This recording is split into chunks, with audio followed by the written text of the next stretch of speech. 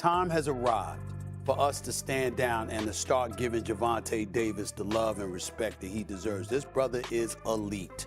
And he said this something, and this is what really stood out to me. You know, you got a lot of guys talking smack, talking junk, going back and forth, and I get that, not just because they're hyping up the fight, but they got a belief in themselves. Major props to them for that.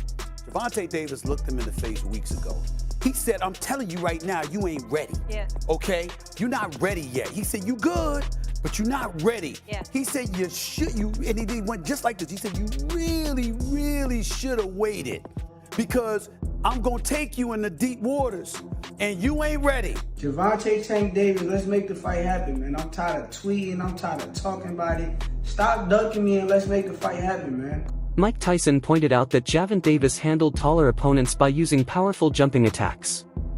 This created an unusual but very effective style that taller fighters struggled to defend against.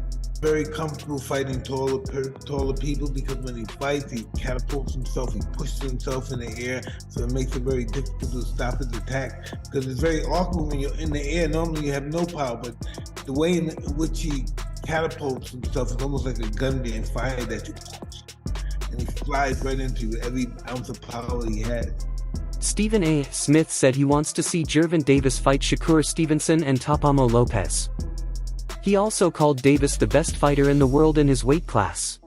Is so much stronger than people realize, so much more powerful of a puncher than people realize. Yeah. But I'd also like to see him against a Teofimo Lopez too. I'd like to see, not Devin Haney, because Devin Haney, even though he's a fabulous boxer, the punch, I don't think he could take a punch from Gervonta Davis. Yeah. I don't see it. Gervonta Davis might be the best in the world, but I know this much. You know how I am about box office. I see a whole bunch of boxes out there. Gervonta Davis is the #1 box office attraction. Tyson made it clear that he favors Gervonta Davis over Shakur Stevenson. He called Shakur a boring fighter and said he would struggle against a strong, aggressive puncher like Tank. You know, everyone's gonna go with Tank, you know. It would be a very interesting fight. Shakur takes a good shot, though. He's a specialist. That's why some fights that he doesn't look good in, because he's so superior. He is boring watching sometimes. But he's a specialist. He knows what he's doing. He's hard to beat. To bring out the best in Shakur, you gotta pressure him. From a prediction perspective, Mike Tyson favored Gervonta Davis in the matchup, highlighting his unique fighting style as a potential advantage. He noted that, like Tyson in his prime, Davis often launches himself into the air while punching, which can throw off most opponents. Tyson said Davis is at his best when jumping into punches rather than swinging downward. He also pointed out Davis's fight with Isaac Cruz, saying Cruz gave him the hardest challenge because of his constant pressure, a style Tyson doesn't see in Shakur Stevenson. Here, it's hard for me to pick one, but it's hard for me to pick against Davis. What are your thoughts about this upcoming fight?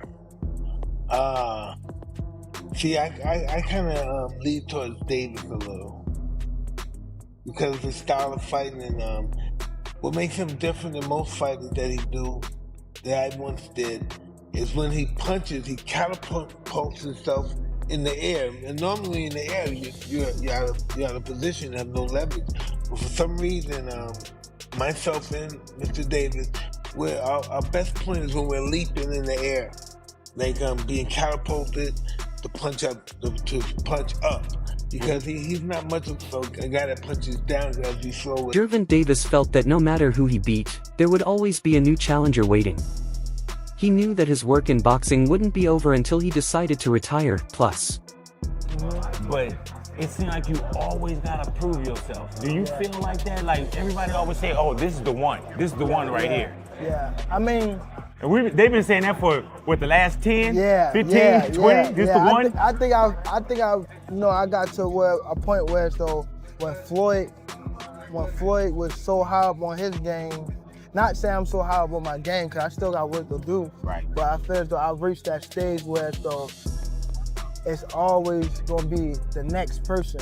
Like, if I beat this guy, it's gonna be the next person, the next person. That's why I don't never get big hit or anything like that, off or win. You know what I mean? So I always know, till I retire, I still... Davis dismissed the idea that Shakur Stevenson deserved the best label, pointing out that Shakur hasn't proven himself at 135 pounds. He added that even in lower weight classes, Shakur never showed real knockout power. While skilled, that was all he brought. Davis said that technical boxing can only do so much, and eventually a fighter with genuine power will land a clean hit. The real question, he said, is how Shakur would react in that moment. He didn't even have power at 126, 30 or none of that. Feels good. Okay. How can you, all that stuff's okay. How can you stop people that can actually hit? No matter all that boxing, you gonna get hit. Said that Gervonta Davis is the top fighter right now in his prime and able to handle everything inside the ring beyond his strong punches. Atlas highlighted his smart counter-punching skills and his ability to set traps. In his view, Davis is the complete package, and he believes Davis might be the only fighter who can beat Shakur Stevenson at this time. That difficult because of his style, because of his abilities, because of his eyes, because of his, his legs, that his hand speed, the way that he controls range. Tank Davis is the only guy that I can see that could possibly decipher that style and beat. Virgil Ortiz sees the matchup between Shakur Stevenson and Gervonta Davis as completely even. He does not understand why people criticize Shakur's style, saying that winning is what truly matters. Ortiz explained that Shakur's approach works for a reason, and in the end no one likes getting hit, not even himself. The fight that needs to happen for 135. That's probably the biggest fight you can make, 135. Yeah. Who would you have winning that one? That's a hard one, man. Shakur, he's very technical. He's very defensive. And you know what? People shit on his defense, man, but why are you going to stand there and get hit? Yeah. You know what I mean? Yeah. Like, in reality, no one likes to get hit. Mm-hmm. Doesn't matter if you can take it or not.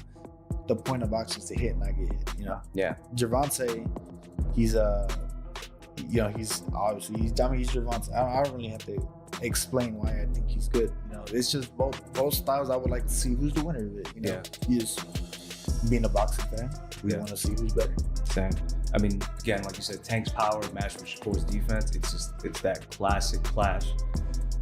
And we won't know who the real winner is until it actually happens. And I hope we don't have to wait too long for that. But yeah, there's a lot of big fights out there, and I think Tim Bradley showed frustration that Gervonta Davis did not fully believe in himself, even saying he wished he could step into Tank's mind and body to unlock that missing confidence. He reminded everyone that Ryan Garcia and Mario Barrios, who are now among boxing's biggest stars, were both undefeated when Davis beat them.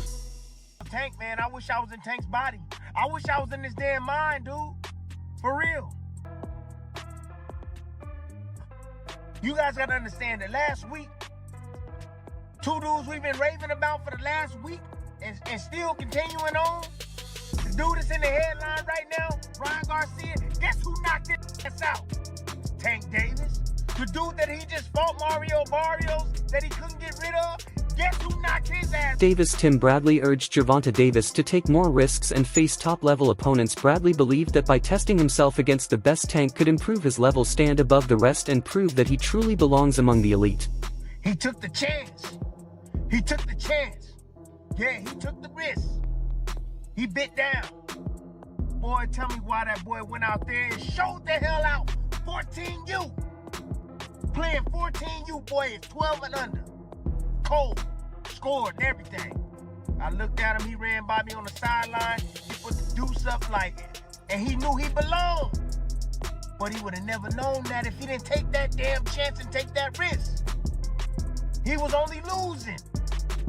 Losing because, look, you get a chance to level. Gervonta Davis saw the matchup from a different angle. He believed his explosive power would be the key factor against Shakur Stevenson, confident that his history of knockouts and ability to end fights with one punch would be too much. In his view, Stevenson's defense would not hold up under constant pressure. Fight? Hell no. Nah? Wow. Cause he a good boxer, nigga. Like, that's when I look at y'all two as the best in the division. How? Show me something that he did spectacular. Show me something that he did outrageous. Show me. Right. His power not outrageous. Okay. What defense? You think he got defense?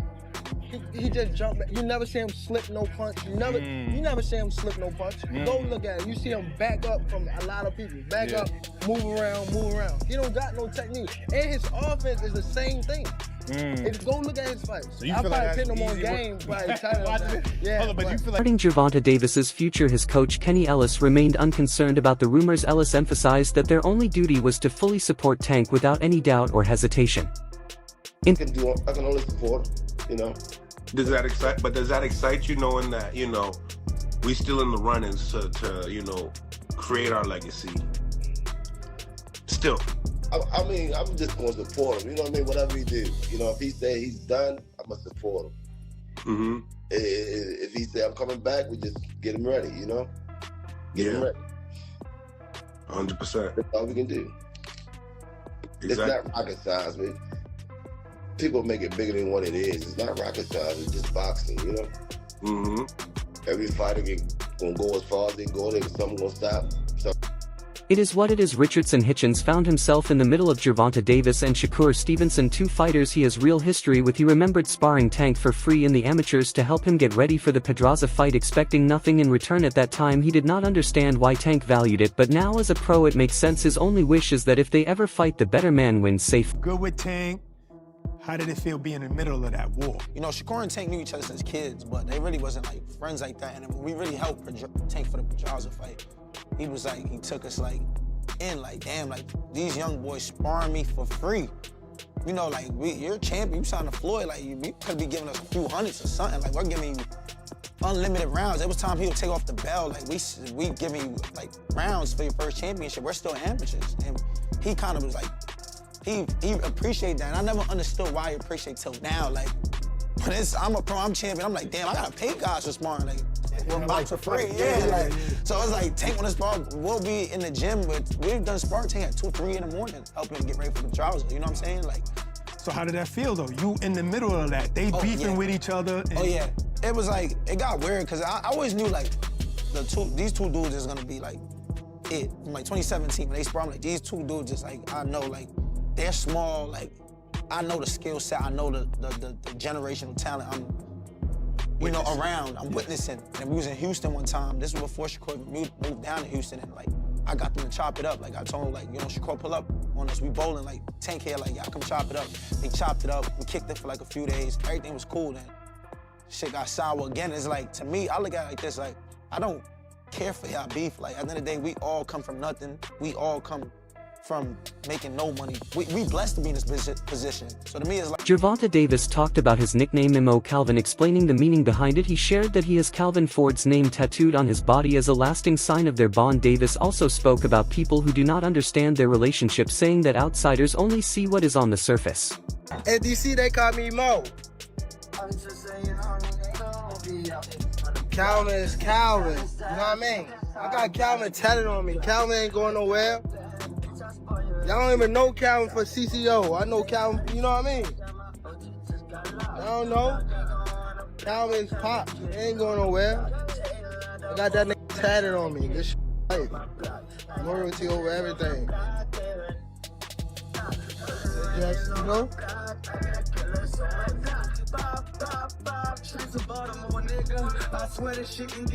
During training camp, Gervonta Davis focused on drills that built quick combinations and sharp defensive movement to stay dangerous in every round. Despite being known for knockouts, Gervonta Davis did not rely only on power. He studied opponents carefully, waited for openings, and delivered accurate, well-timed punches. His footwork, head movement, and counter-punching helped him avoid attacks and respond quickly, often catching his opponents off guard.